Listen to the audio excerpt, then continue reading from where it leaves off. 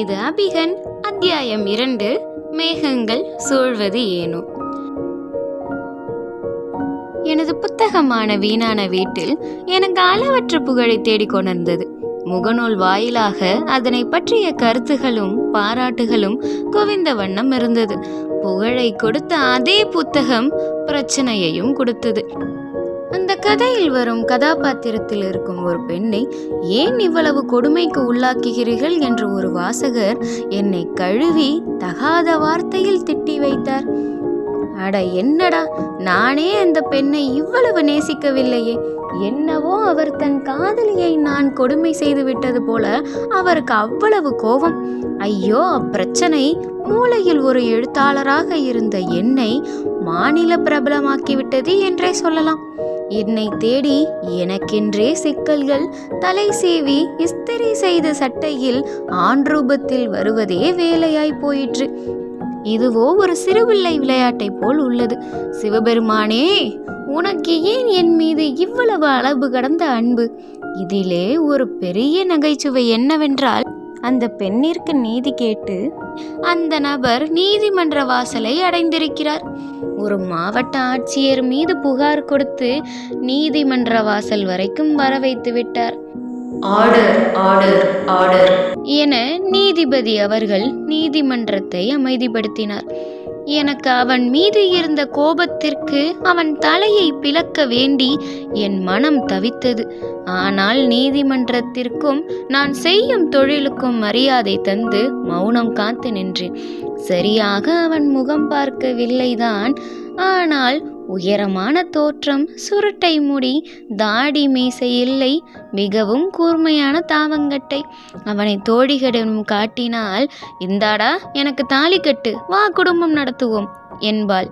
பார்க்க நன்றாக இருந்தாலும் என்ன செய்வது, புத்தி சுவாதீனம் இல்லையே. வழக்காளர் நான் சிந்தனை செய்து கொண்டிருந்த வேளையில் அந்த நல்லவனிடம் வழக்கம் போல் நான் சொல்வதெல்லாம் உண்மை, உண்மையை தவிர வேறொன்றும் இல்லை என்றார். அதையே மீண்டும் அவனும் மொழிந்தான். அவனது குரல் புல்லாங்குழல் இசை போல் இல்லாமல் சற்று ஆண் வர்க்கத்திற்கே உள்ள கரடு முரணான குரல். ஆனால் அதிலும் ஒரு நளினம். முகத்தில் இருந்த புன்முறுவல் அவனை நல்லவனாக காட்டியது. எப்பா, குழந்தை என்று மனதில் நினைப்பான் போல நடிகண்டானி. நீதிபதி என்னை பார்த்து கொண்டே அந்த புகாரை கேட்டவுடன் சத்தமாக சிரிக்க வந்து அமைதியாய் உள்ளுக்குள் சிரித்தார். அவன் பேசத் தொடங்கினான். முதல் முறையாக உன் கண்களை நேருக்கு நேர் பார்க்கிறேன். நீதிமன்றத்தில் இருந்த எல்லோரின் முகத்திலும் உயிரில்லை, என்னையும் சேர்த்தே சொல்கிறேன். என்னடா இவன், புகார் கொடுத்து ஒரு மாநிலத்தையே சிரிக்க வைத்து இங்கே இவ்வாறு பேசுகிறானே என்று நீதிபதி அவனை எச்சரித்தார். புகார் சம்பந்தமாக பேசுவதற்கே இந்த நீதிமன்றம் என்றார். நீதிபதியை நோக்கி, ஐயா, உங்கள் ஆசீர்வாதம் என்றும் எனக்கு தேவை. தயவு செய்து ஒரு 10 நிமிடம் கால அவகாசம் தாருங்களேன். இதற்காகத்தான் நான் 2 வருடமாக காத்திருக்கிறேன்.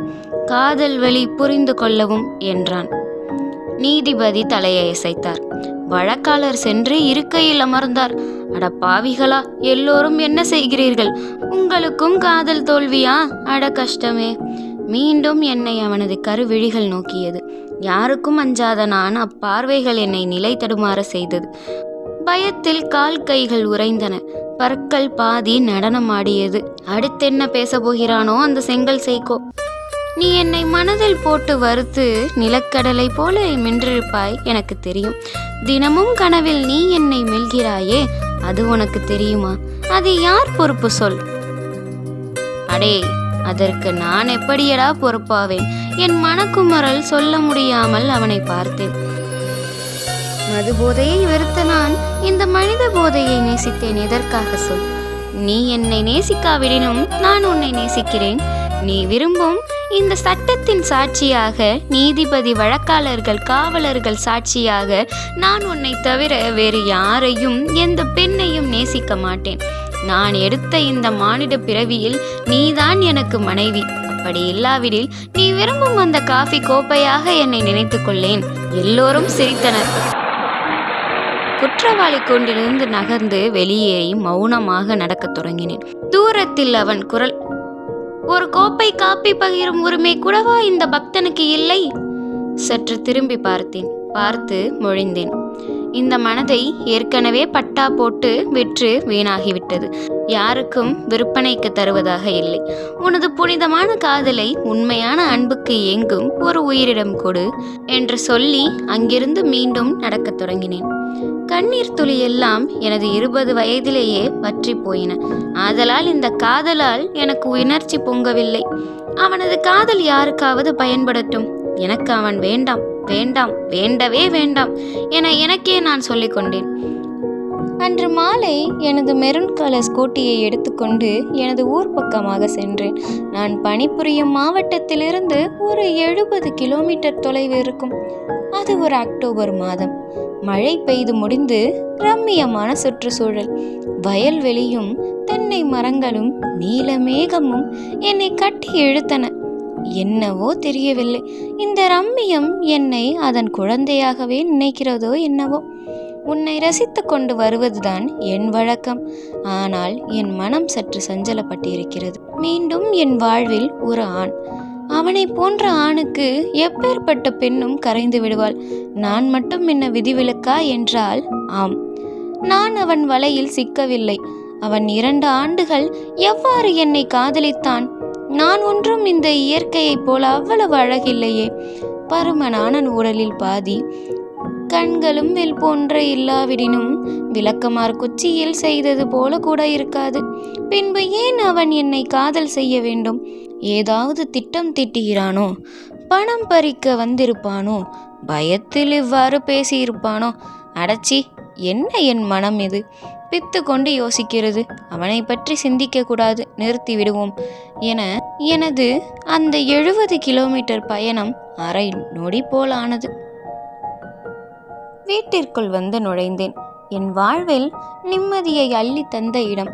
கவலை, அழுகை, நகைச்சுவை, புன்னகை எல்லாவற்றையும் கண்ட ஒவ்வொரு சுவரும் உணர்வுகளே. வீட்டின் வாசற்படியில் அமர்ந்து நான் ஏற்கனவே செய்து எடுத்து வந்த காஃபியை கோப்பையில் ஊற்றி பருகினேன். நான் அதை பருகும் பொழுது இரவு 11 மணி. நிசப்தமான சூழலில் எந்த மனிதனும் இல்லை, எந்த இரைச்சலும் இல்லை. அந்த இரவு என்னை வாட்டி வதைக்க முடிவு செய்தாலும் நான் அதை பிடிகொடுக்காமல் உறங்க முற்பட்டேன். முடியவில்லை. எனது நீல நிற இயர்செட்டில் இளையராஜாவின் சங்கீத ஆர்மணியை தட்டிவிட்டேன். அட அட, என்ன மெட்டு, என்ன தாளம்! என் மனம் தொலைந்து போனது. இப்படியே ஒவ்வொரு பாடலாக நகர்ந்தது. நானும் பாடலை ரசித்து மயங்கி கிடந்தேன். எஸ்பிபி ஐயாவின் குரலை கேட்டாலே நான் என் உடல், பொருள், ஆவி எல்லாவற்றையும் கொடுத்து விடுவேன். நிலாவேவா அந்த பாடல் மௌனராகம் என்ற திரைப்படத்தில் வந்த பாடல். அம்மாடியோ நீதான் இன்னும் சிறு பிள்ளை, தாங்காதம்மா நெஞ்சம் நீயும் சொன்ன சொல்லை. இந்த வரிகள் எனக்கு அந்த பைத்தியக்காரன் என்னை நோக்கி பாடுவது போலவே ஒரு பிரம்மை. பாடல் ஒலியோடு என் வலியையும் சேர்த்து சிவபெருமானே என்று கத்தினேன். தெருவில் கிடந்த நாய் ஒன்று நிசப்தமான இரவில் சத்தம் கேட்டதால் பயந்து குரைக்க ஆரம்பித்து விட்டது. என் உதடுகள் சிரிப்பலைகளை சிந்த முற்பட்ட போதிலும் நான் தடுத்து எனது கோபத்தை ஆயுதமாக்கி அமர்ந்தேன். என் சிந்தனையில் சற்று தடுமாற்றம். பாடல் கேட்கும் அத்தனை குரலுக்கும் சொந்தக்காரர் எஸ்பிபியாக இருந்தாலும் இவனது முகமே என் மனதில் முகாமிட்டு கிடந்தது. எனக்கு தலையே சுற்றிவிட்டது. என்னடா இது? சீ, எதற்கு நான் இவ்வாறு யோசிக்கிறேன்? காதலும் வேண்டாம், கசப்பும் வேண்டாம் என்று இவ்வாறாக என் உறக்கம் காலியானது. மேலும் இணைந்திருங்கள். இது அபிகன், காதலை விருக்கும் ஒரு பெண்ணின் கதை.